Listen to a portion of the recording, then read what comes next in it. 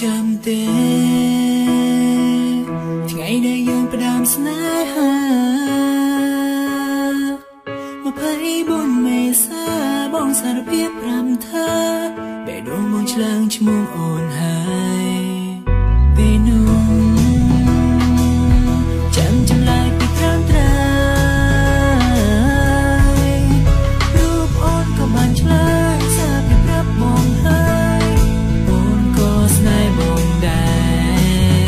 ពេលវេលាកន្លងទៅពេលដែលបងនៅក្បែរបើ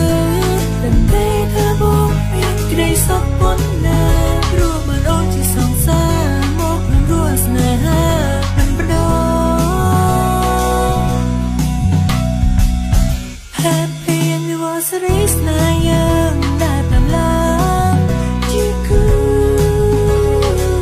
មិនដែលទាំងចិនក៏កិនចង់លើបដូរនឹងនៅតស៊ូស្រឡាញ់មិនបដូរជាគូរហូតដល់អរគុណសម្រាប់គ្រប់យ៉ាងនៅតែនៅក្បែរតែមើលថែមិនប្រែទៅណាក៏សូមសន្យាថាមិនប្រែទៅណាមើលថែជីវិតជារៀងរហូតទៅ I love you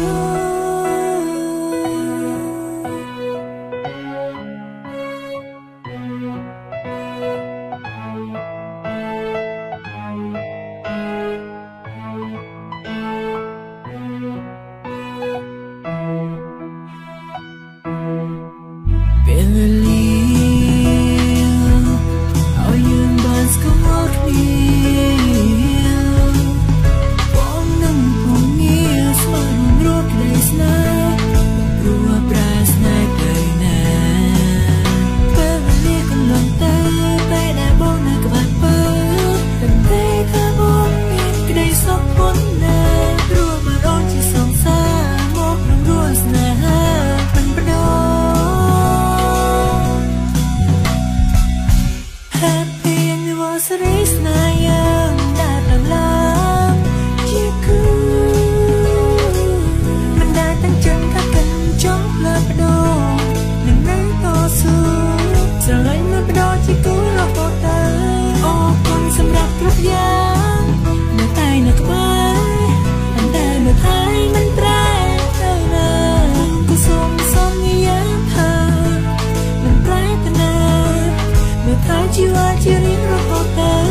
I love you ស្នេហ៍យើងដែលតាមឡើងជាគូមិនដែលទាំងចិនក៏កិនចង់លើបដូរនឹងនៅតស៊ូស្រឡាញ់មិនបដូរជាគូរហូតទៅអរគុណសម្រាប់គ្រប់យ៉ាងនៅតែនៅក្បែរ